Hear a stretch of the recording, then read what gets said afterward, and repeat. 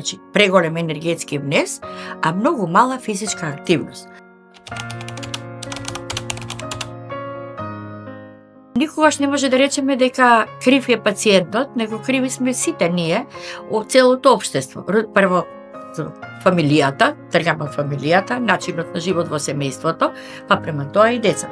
Сега, овие деца кои што имаат здравствен проблем, те може да имаат дури познати генетски мутации, дефекти во одредени гени, во протеини, врзани со дебелина. Значи, тие деца не се криви што им се случува состојбата. Но бројот на таквите пациенти со органска причина е многу помал во однос на овие другите кои се резултат на нарушениот животен стил. А децата не се криви. Тоа што им се сервира од дома, тоа се случува во нивниот живот.